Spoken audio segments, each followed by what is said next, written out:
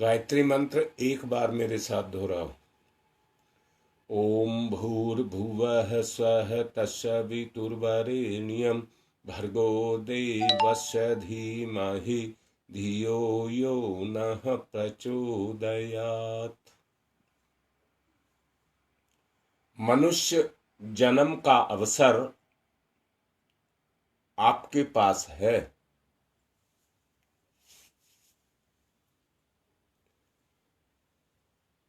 इस अवसर का उपयोग आपके हाथ की बात है। सबसे बड़ी चतुराई मनुष्य को नियंत्रित अपने आप को करने की है। सबसे बड़ी चतुराई बुराइयों के बीच में रह करके अपने आप को सुरक्षित करने की है। आत्मा की आवश्यकता के अनुरूप जीवन को गति देना। और अगर आपको याद हो तो मैंने आपको बताया था, गति माने परिवर्तन। गति माने परिवर्तन। संसार परिवर्तनशील है, यह संसार की गति है। परंतु इसमें रहने वाला किसके कारण? प्रकृति के कारण। परंतु इंसान के अंदर रहने वाली प्रकृति भी उसके परिवर्तन का कारण बने तो उसकी गति है। अगर रोज खाना कमाना ये सब पारिवारिक समस्याओं में अगर उलझा हुआ है या आत्मिक समस्याओं में उलझा हुआ है तो वो गति नहीं कर रहा है, वो एक ही जगह पड़ा हुआ है, बंधा हुआ। गति का अर्थ है परिवर्तन। और इंसान की सबसे बड़ी चालाकी कहिए या उसको समझदारी कहिए कि अपने आप को बचा करके निकाल करके आगे ले जाए, परिवर्तन कर जाए। दूरी जो है मन की है। कल आपको मन के बारे में बताया गया था। 84 लाख योनियों में मनुष्य की योनि ही इसलिए श्रेष्ठ है क्योंकि उसमें मनुष्य मननशील है। 33 कोटि देवता जो बताए गए हैं उन सबका अधिपति ये मन है। मन पर ही सब कुछ टिका हुआ है। कल आपको बताया गया था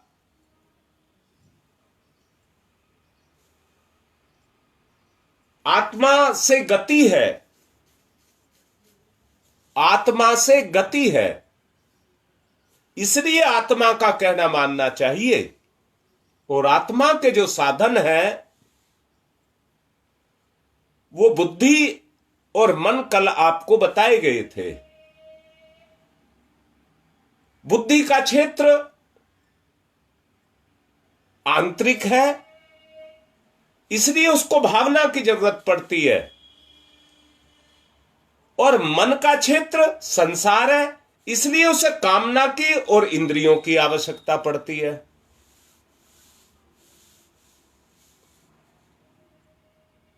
प्रधानता भावना की रहे जिससे आत्मा की पूर्ति हो। मन भी अपनी कामनाओं को पूरा करे, परंतु इच्छा जो पैदा करे वो आत्मा की करे।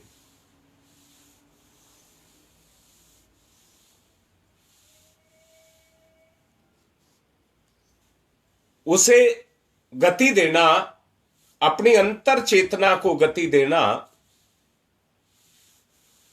जीवन निर्माण का अनुभव इतना ठोस नहीं है। व्यक्ति के पास जीवन निर्माण का अनुभव इतना ठोस नहीं है जितना संसार निर्माण का है।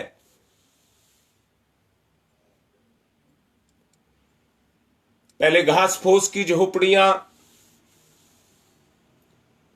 या जंगल में कंदराओं में रहना,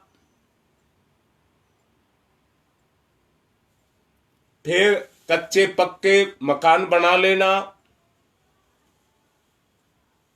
और अब कच्चे पक्के नहीं,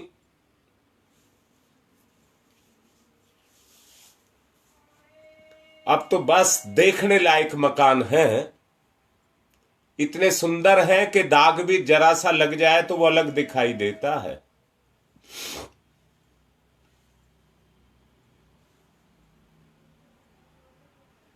अनुभव साथियों सहचरों की संगति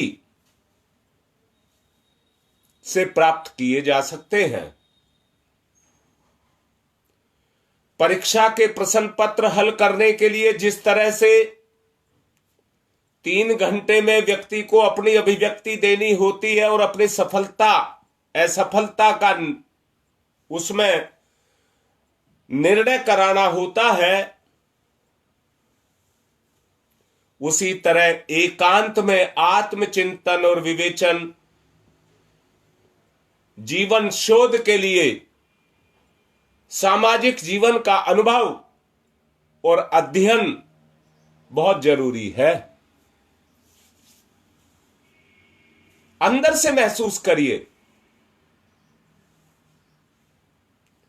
इसी के आधार पर आत्मशोधन और ईश्वर प्राप्ति की पात्रता को आप अपने अंदर जगा सकते हैं। अब मैं सारे अपनों से कह रहा हूं, अगर मेरी बात अभी तक कोई समझ ना आई हो तो आप लिखिए। मैं आपके जीवन में उन विचारों को उतार देना चाहता हूं, पर उतरेंगे तो आपसे ही, मैं नहीं उतार सकता। अगर दोनों की इच्छा एक हो जाए, हां बेटा एक बार फिर से पूछ लो, दोबारा बताता हूं। बोलो बेटा, तुम्हारी आत्मा, तुम्हारा मन, तुम्हारी बुद्धि, ये तुम्हारे पास है या नहीं है? बोलो बेटा, तुम्हारे पास ये तीनों है या नहीं है? आंख तो दिखाई देती है और आंख की इच्छा भी है। देखो बेटा, अंदर से देखो, आंख भी प्यासी है। अपने अपने इच्छा के अनुसार आंख की अपनी इच्छा है कि वो कैसे चित्र, कैसे सीन देखना चाहती है। कान की भी इच्छा है, इसकी भी भूख है, ये भी भूखा है, इसकी अपनी वृत्ति है, इसकी अपनी वृत्ति है, जीभ की अपनी वृत्तियां हैं। सच को देखो, क्या हम उनके बंधन में नहीं हैं? बेटा यही बंधन है, और कोई बंधन नहीं है। आंख अपनी चला रही है, नाक अपनी चला रही है, जीभ अपनी चला रही है, सब चीज अपनी अपनी चला रही है। अब मैं फिर से पूछता हूं, रीता लिख बेटा, क्या हमारी इंद्रियों में हमारी इच्छा नहीं छुपी हुई? जीभ का चटोरा, आंख का चटोरा, इंद्रियों का चटोरा, वासना, तृष्णा, भोग, उनमें नहीं फंसा हुआ क्या जीव? बोलो बेटा, इतनी बात समझ आ गई? दूरी जो पैदा हो गई आत्मा से, हां बेटा, दूरी जो पैदा हो गई आत्मा से, जबकि इसी शरीर में सब कुछ है और तुम ही उसके मालिक हो। आंख भी तुम्हारी, नाक भी तुम्हारा, जीभ भी तुम्हारी, त्वचा भी तुम्हारी, और मैं कहता हूं गुप्त योनियां भी तुम्हारी, सब कुछ तुम्हारा है। अब उसका उपयोग क्या कर रहे हो? गति की जो बात मैंने कही, वो तुम्हारी आत्मा से तुम्हारी दूरी को बनाए हुए है। बताओ रीता, क्या बेटा तुम्हें घृणा नहीं आती अपने आप से कुछ काम ऐसे करके? क्या तुम्हें घृणा पैदा नहीं होती?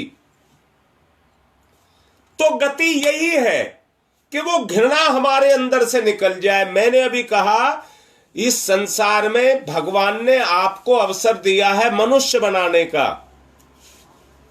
इस अवसर का लाभ उठाओ। उसके लिए चाहे आपको चालाकी करनी पड़े। श्री कृष्ण भगवान ने सत्य को लाने के लिए चालाकी का भी प्रयोग किया। अपने आप को सुरक्षित रखने के लिए आपको कुछ भी करना पड़े। किसी के बुरा करने की बात नहीं कह रहा हूं। जो हमको गलत रास्ते पर लेकर के जाते हैं, जो मैंने संगतिकरण की बात कही थी अभी, आपने जो कुछ सीखा है वो संगतिकरण से ही तो सीखा है। ये जो बुद्धि आपके पास काम कर रही है या मन आपका काम कर रहा है, आपने थोड़ी ऐसे दोनों को बनाया है। पैदा हुए तो मां बाप परिवार के अधीन रहे, बड़े हुए तो समाज के अधीन हो गए। जैसा इन्होंने चलाया वैसे चलते रहे, परंतु भावना की, इच्छा की तो गति हुई और इच्छा ही आवश्यकता बनकर के खड़ी हो गई। परंतु क्या आत्मा की गति भी हुई है?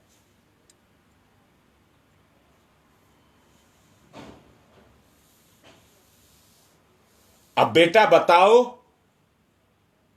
ये तो तुम्हारी बात पक्की हो गई कि हम सब भटक रहे हैं, हम सब भटक रहे हैं।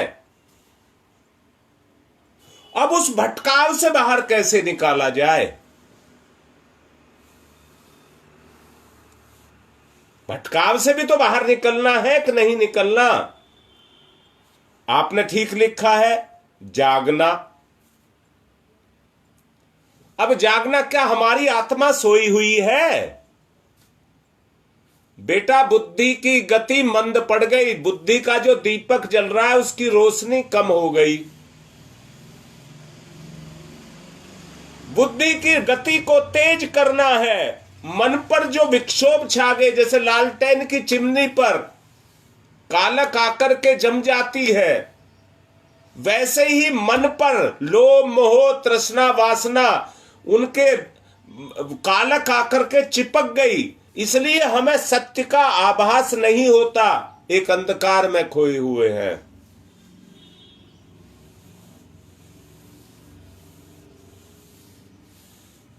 अब बताओ, इसको चिमनी पे कालक तो आपको दिख गई, पर उसे हटाएं कैसे? बेटा लगाई कैसे थी? बोलिए संगति से, बोलिए संगति से लगी थी या नहीं लगी थी?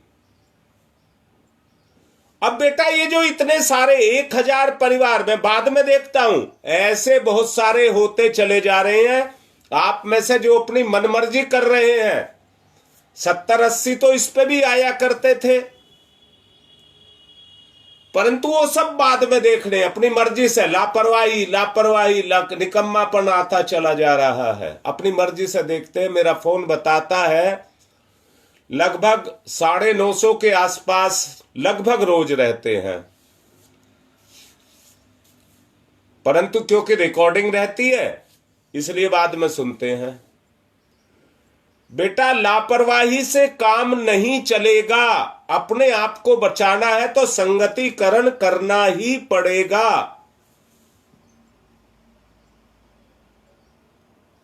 इसलिए अच्छी संगति करिए, अच्छी संगति करिए। अच्छों के साथ में लग जाओगे तो एक दूसरे की सुरक्षा करेगा।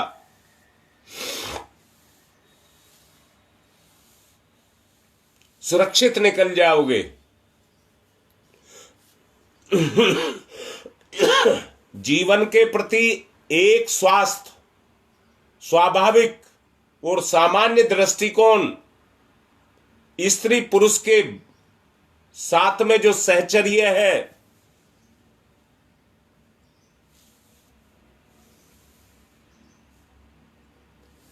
बेटा सबसे सूक्ष्म आत्मा ही है।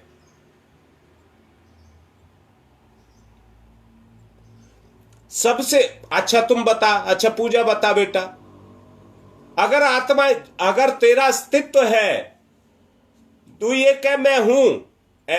जब तुम इस स्थिति पर आ जाएगी बेटा, वास्तव में तू बहुत तेजी से काम कर रही है, तेरी स्थिति एक ऐसी आएगी, तू कहेगी अहम ब्रह्मस्मि, अहम आत्मा, अहम ब्रह्मस्मि, अहम शिवोऽसि, अहम तत्वमसि। जब तुम उसमें पहुंच जाओगे, उस अवस्था में, अभी तो तुम शरीर हो, शरीर की इच्छाएं मेरी इच्छाएं, शरीर की आवश्यकताएं मेरी आवश्यकताएं, इसमें तुम बंधे हो। इससे बाहर निकलना होगा। अभी मैं ये कह रहा था, स्त्री पुरुष का परस्पर सहचर्य। अब इसका मतलब क्या हुआ कि हमारे बीच में हमारी जो दृष्टि है, अंतर्दृष्टि, वो इतनी पवित्र हो कि उसमें जरा सा भी मैल ना हो।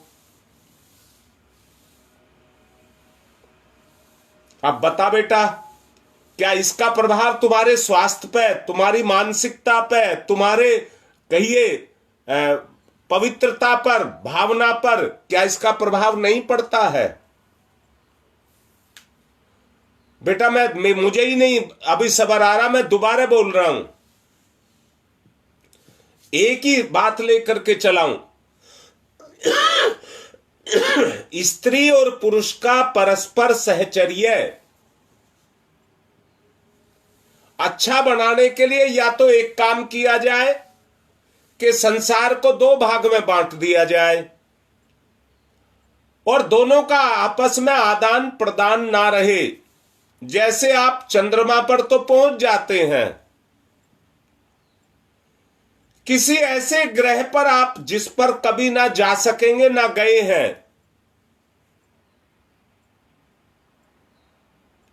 ऐसे कहीं सारी स्त्रियों को भेज दिया जाए और सारे पुरुषों को भेज दिया जाए, जहां पर एक दूसरे के बारे में स्मृति ही ना रह जाए,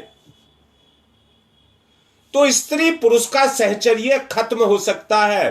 परंतु वो हमारे द्वारा नहीं, प्रकृति ने तो इस दुनिया में स्त्री और पुरुष दोनों पैदा किए हैं। अगर उनका परस्पर सहचर्य है तो वो इतना पवित्र हो, इतना पवित्र हो, वो हमारी सामान्य स्थिति है। अगर उस अवस्था में हम पहुंच जाएं तो उसका फर्क हमारे मन, हमारी इंद्री, हमारी बुद्धि, हमारा स्वास्थ्य, इस पर पड़ेगा या नहीं पड़ेगा। लिखो बेटा, पड़ेगा या नहीं पड़ेगा।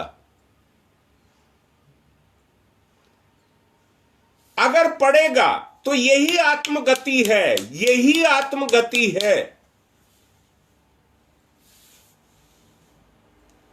और इस गति को प्राप्त करने के लिए आत्मिक जो प्रेरणाएं पैदा हो रही हैं, आपके अंदर जो आत्मिक प्रेरणाएं पैदा हो रही हैं, उनको आपको स्वीकार करना पड़ेगा। बेटा, अंदर से ही तो तुम्हारी इच्छाएं जोर मारती हैं। खट्टा मीठा कड़वा ये सब खाने की इच्छाएं, ये तुम्हारे अंदर से ही तो जोर मारती हैं। इसलिए ये जोर मारे, ये प्रवृत्तियां हमारे अंदर जोर मारे तो बुराई से निवृत्ति हो। इसी को एकांतता कहते हैं। इसी को एकांतता, सहचर्य और एकांतता पर ही बोल रहा हूं।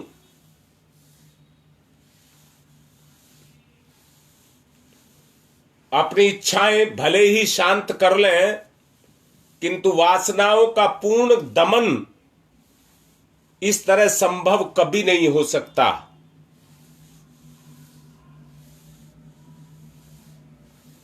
बताया तो है अभी। आप मन को कितना ही दबा लीजिए, वासनाओं का दमन आप नहीं कर सकते। संगतिकरण से होगा और उसमें अपने संकल्प से होगा। उसमें संगतिकरण भी हो और उसमें संकल्प भी हो। बेटा अगर तुम्हें समझ नहीं आ रही तो फिर से बोलता हूं, किसी के घर का वातावरण इतना पवित्र हो, जरा कल्पना करिए, और उस घर में कोई गलत सोच वाला व्यक्ति चला जाए, तो वातावरण का प्रभाव उसकी चेतना को प्रभावित करेगा और उसके अंदर घृणा पैदा कर देगा कि तू जो कर रहा है वो कितना गलत है। वहां पर उसकी आत्मा काम करती है। केवल यही एक रास्ता है, संगतिकरण। दिक्कत एक है कि हमारी इच्छाएं हमारा पीछा ही नहीं छोड़ती हैं, इसलिए हम संगतिकरण नहीं कर पाते, अपने सुखों में अपनी इच्छाओं में खोए रहते हैं, इसलिए हम संगतिकरण नहीं कर पाते।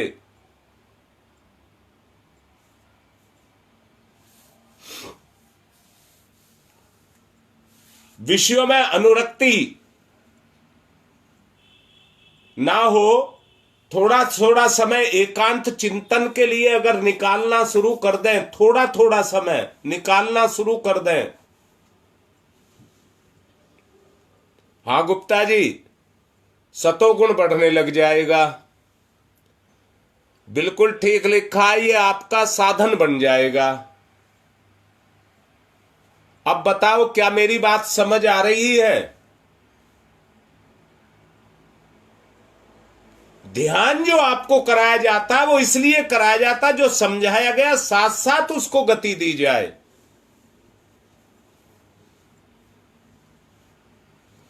एकांतता का अनुभव है, ये सहचर्य है। अभी हम जहां बैठे हैं ये सहचर्य है, वहां से एकांतता शुरू होती है।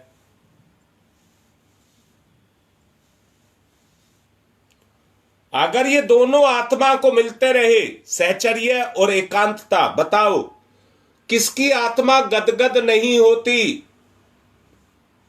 अच्छा मैं तो अपनी बात कह रहा हूं भाई, जब मैं तुम्हारे पास आता हूं कहीं प्रोग्राम देने के लिए, तो मेरा तो मन होता नहीं है वहां से जाए, ऐसा मन करता है सबके साथ लगे रहो।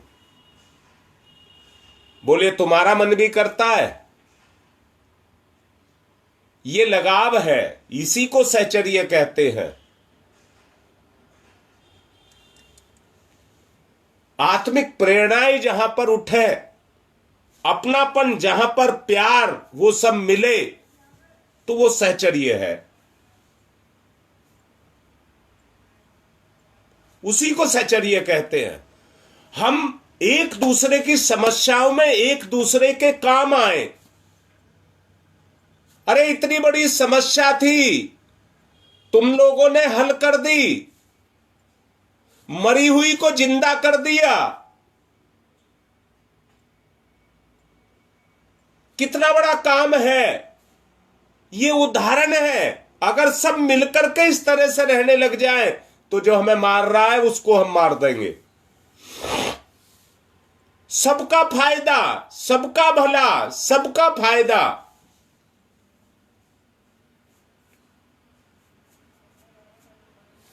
बेटा एक बात बताओ, अगर हमारे चरित्र को कोई दाग लग जाए तो एक साथ हम ऊपर चढ़े हुए जमीन पर आ जाएंगे कि नहीं आ जाएंगे?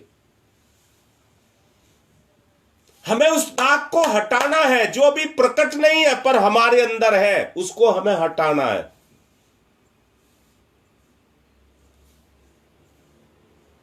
हमारे जीवन के हर पहलू पर उसका प्रभाव पड़ रहा है।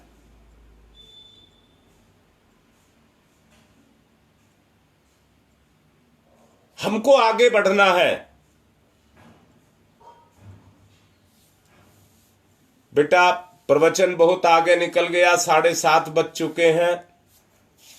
अगर आप कहें तो ध्यान पे चलूं, और आप कहें तो प्रवचन में ही और 5-7 मिनट 10 मिनट समझाऊं। लिखो, ध्यान पर जाऊं? नहीं तो ध्यान आपको करना पड़ेगा, ध्यान जरूर करना है। बोलिए ध्यान कराऊं या और समझाऊं?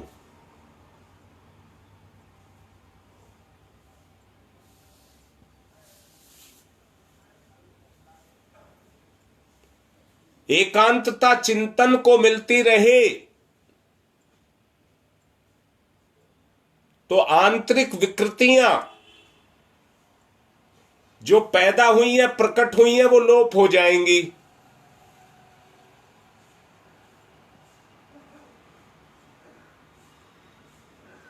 वो लोप हो जाएंगी बेटा। जब आत्मचिंतन आप करेंगे तो वो लोप हो जाएंगी।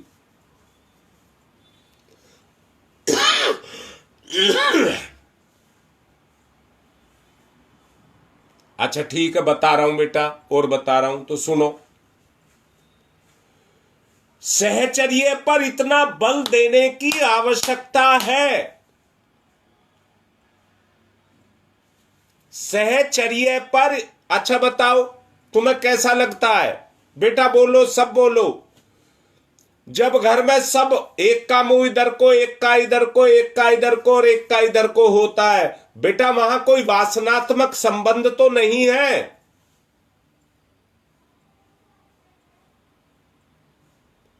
आपको घर में, ऐसे घर में कैसा लगता है? जहां कोई लगाव नहीं है वहां से भाग खड़े होने को मन करता है। क्या ठीक कह रहा हूं, गलत कह रहा हूं? इसी को सहचर्य कहते हैं, इसी को सहचर्य कहते हैं। हमें इतना लगाव आपस में हो जाए, अपने रिश्तों से इतना लगाव हो जाए कि तुम्हारे बगैर हम नहीं रह सकते।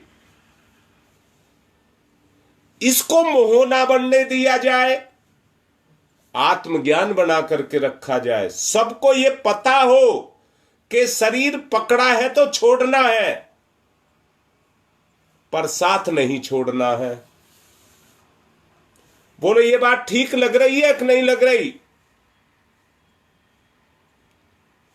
हमें साथ नहीं छोड़ना है। बल तभी बनेगा, तिनका तिनका मिलने के बाद दुगनी ताकत मत कहना, 11 गुनी ताकत हो जाती है। तिनका तिनका कह रहा हूं। भावना से भगवान को भी बांधा जा सकता है, भावना से भगवान को भी बांधा जा सकता है। अब मुझे बताओ, बुराई को बांधने के लिए सहचर्य आवश्यक है या नहीं है? बुराई को बांधने के लिए सहचर्य आवश्यक है कि नहीं है? व्यक्ति की बुराई, आज कितना स्वेच्छाचार स्वच्छंद व्यक्ति हो रहा है। भरे घर में किसी से नहीं डरता, किसी की शर्म नहीं करता, किसी की इज्जत नहीं करता। कमी सहचर्य की। बोलो बेटा, सहचर्य आवश्यक लग रहा है कि नहीं लग रहा आपको?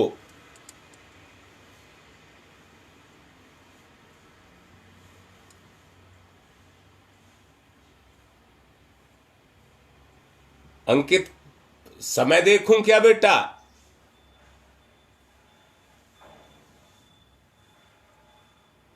मैं कह रहा हूं सहचर्य की बात।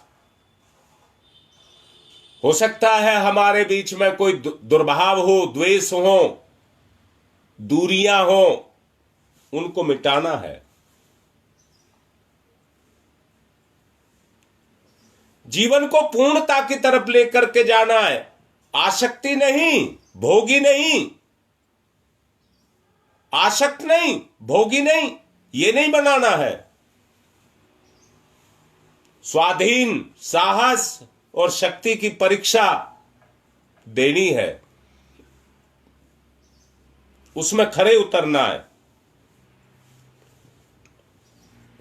जिनमें उत्तीर्ण होने का विश्वास, जो मैंने कहा, बच्चा पूरे साल पढ़ता है पर 3 घंटे में उसका मूल्यांकन हो जाता है। जिनमें उत्तीर्ण होने का विश्वास जग गया,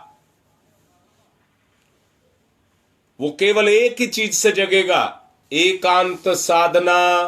पढ़ने वाला बच्चा भी एकांत में बैठ करके, शोरगुल से अलग, भीड़ भाड़ से अलग बैठ करके, तभी उसका मन लगता है। आप समय, इस समय यदि स्थिति चित्त और आत्मा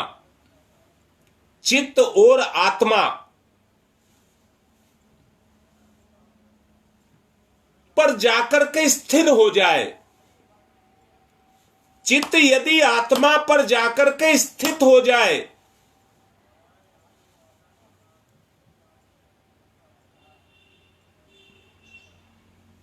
अच्छा बेटा आज कई दिन में आई है,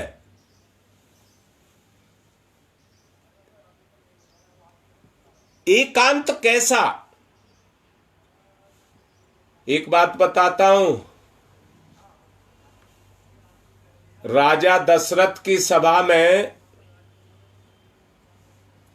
हर वक्त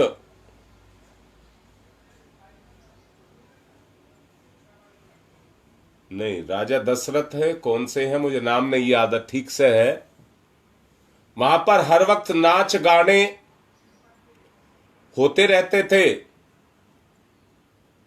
पर राजा अपने काम में चित्त से उसमें डूबा रहता था। साइंस में दो तरह के काम करने पड़ते हैं, एक थ्योरेटिकल एक प्रैक्टिकल। ऋषि अपने आश्रमों में जिन बच्चों को जीवन की व्यवहारिक दीक्षाएं दिया करते थे, वो थ्योरेटिकल पढ़ा करके प्रैक्टिकल के लिए उस राजा के पास भेजा करते थे। राजा के पास बच्चे गए तो राजा ने उनको काम दिया, महल कितना सुंदर है, इसकी सुंदरता को देख करके आओ।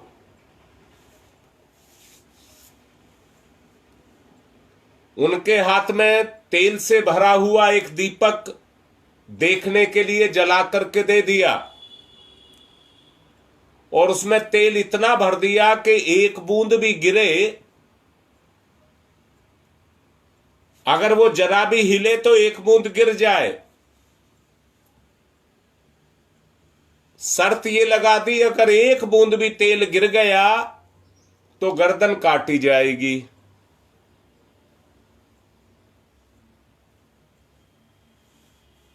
गर्दन काटी जाएगी। बच्चा दीपक को लेकर के चला, बूंद ना गिर जाए और दीपक ना बुझ जाए, इसी पर उसका ध्यान रहा। सुंदरता कैसे देखता? डर तो गर्दन कटने का था।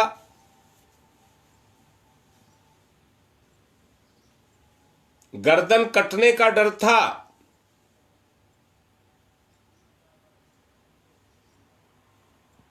सारा महल देखा है। राजा ने पूछा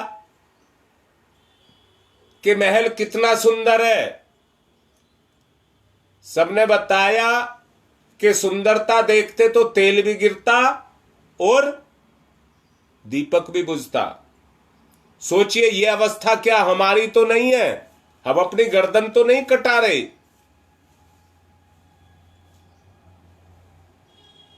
अच्छा, राजा ने फिर कहा चलिए अब आप आए हैं, पहले खाना खा लीजिए फिर सोना। राजा ने बहुत सारे व्यंजन बना करके रखे, सुस्वादु व्यंजन बना करके रखे, पर राजा ने एक शर्त लगा दी, जिसकी जीभ को स्वाद आ गया उसकी गर्दन कटेगी। अब सारे व्यंजन देख लिए, जिस पर हाथ चलाएं उसी का स्वाद जीभ में आ जाए, और मन काम करने लगे। मन काम करने लगे। डर था गर्दन कटने का, इसलिए सारे व्यंजन छोड़ दिए। ऐसे ही हाथ धो करके सोने के लिए चलने के लिए तैयार हो गए। राजा ने पूछा कौन सा भोजन अच्छा था? सबने कहा भोजन करने से पहले ही जीभ में स्वाद आ जाता था। अर्थात वो व्यंजन बाहर नहीं था, हमारे अंदर था, जो सुख पैदा करता था अपनी तृप्ति के लिए, तृष्णा। अब राजा ने कहा सारे दिन के चल करके आए हो, थके हो, सो लीजिए। राजा ने बड़े अच्छे अच्छे बिस्तर उनको लगवाए। जब लेटे तो ऊपर एक तलवार लटक रही थी बहुत पतले धागे में। अब सारी रात ये डर लगा रहा कि कब तलवार टूटे और मेरे ऊपर गिरे। किसी को भी नींद नहीं आई, किसी को भी नींद नहीं आई। सुबेरे राजा ने पूछा, नींद तो बड़ी अच्छे से आई होगी। सबने कहा कि हमें सोने का अवसर कहां मिला, ऊपर तो तलवार नंगी लटकी हुई थी, प्राण जाने का डर था। आपको भी डर है, इसको कहते हैं एकांतता। दुर्गुण हमारे अंदर है, वो अपने काम कर रहे हैं, वो काम ना करें। वैसी एकाग्रता के दीपक की एक बूंद ना गिर जाए, तेल की एक बूंद ना गिर जाए और दीपक को कोई हानि ना हो जाए।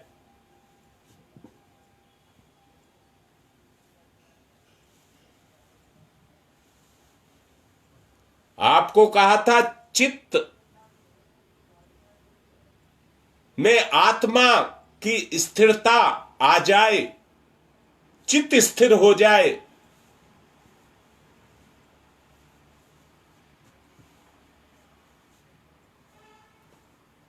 ये काम भी संगतिकरण से ही होगा। विषयों में मनन करने के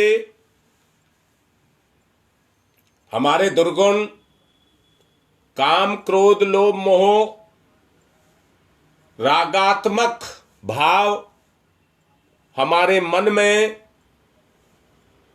आते रहते हैं और जीवन लक्ष्य की सिद्धि के जो आप अधिकारी हैं, वहां से आपको आपके अधिकार का हरण करते रहते हैं,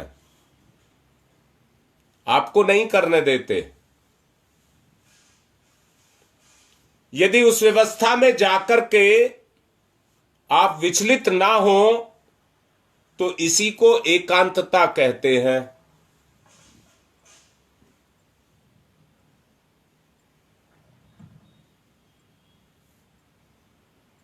नहीं बेटी, कुछ मुश्किल नहीं है, हौसले की कमी है बेटा। ये हिम्मत करो, हिम्मत ही नहीं करोगे तो हौसला कैसे आएगा।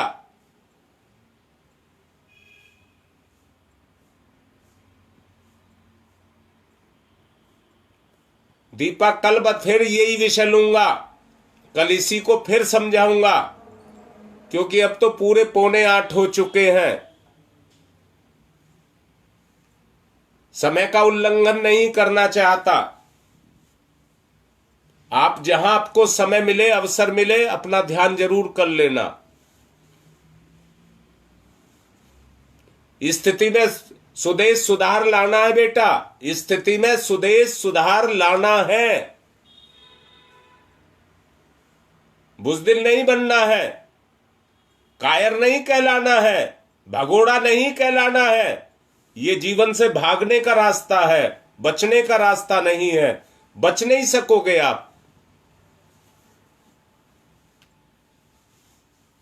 जीवन को भावनाओं से परिष्कृत करना है। कान खोल करके सुन लीजिए, जीवन को भावनाओं से परिष्कृत करना है।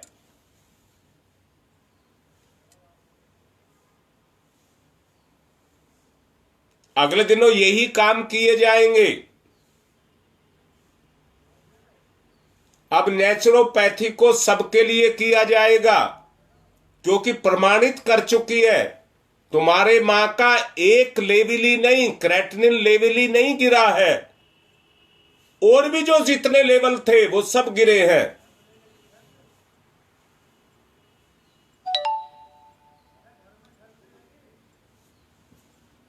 मैं तो ये समझता हूं, अगर क्रेटिनिन लेवल में आ जाएगा जिस दिन, मैंने पुनर्नवा के बारे में पढ़ा था, जो जीवन का पुनः निर्माण कर देता है, स्वास्थ्य का पुनर्निर्माण हो जाएगा। सब अपने अपने क्षेत्रों में वहां जिनको जिम्मेदारी दी गई है उनसे संपर्क करें। अब सबके लिए इसको किया जाएगा।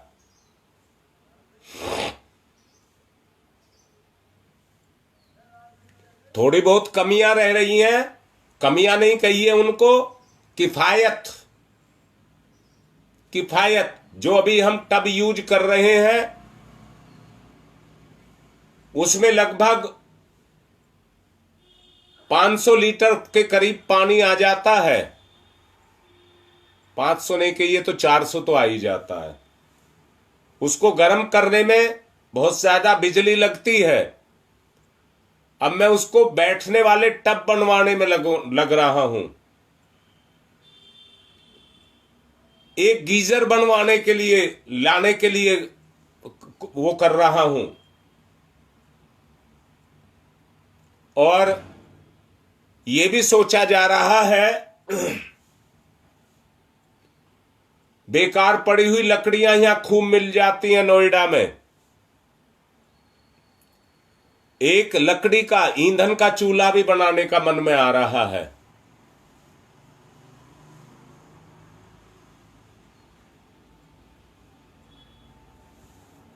खैर वो अभी प्लानिंग में है।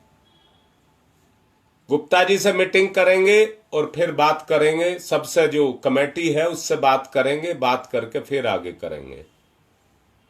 और सब तैयार हो जाइए। सब बीमार हैं, कोई ये नहीं कहना। मैं जो वो डॉक्टर पूजा है उसने कहा था एक बार मेरे से, गुरुजी जो बीमार है उन्हीं का इलाज करना, जो अच्छे हैं उनका इलाज नहीं करना। अच्छे को और अच्छा बनाया जाए तो सबको अच्छा बनाया जाएगा।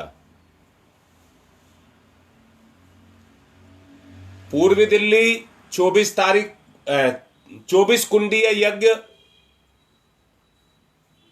करावल नगर क्षेत्र में कर रही है, जिसमें मुझे भूमि पूजन के लिए निमंत्रित किया जा रहा है 26 तारीख को। समय अभी ठीक से मिला नहीं है। हम सब मिलकर के वहां भूमि पूजन में उपस्थित होंगे। 26 तारीख को समय आपको बता दिया जाएगा, सूचना सबको दी जा रही है, सब तक फैला दें। पता सब उस पर डाल दिया गया है, सबके ग्रुप में डाल दिया गया है, तो सब उसमें भाग लें। आज का कुछ लंबा हो गया है, अपनी बात को यहीं विराम दे रहे हैं। बाकी कल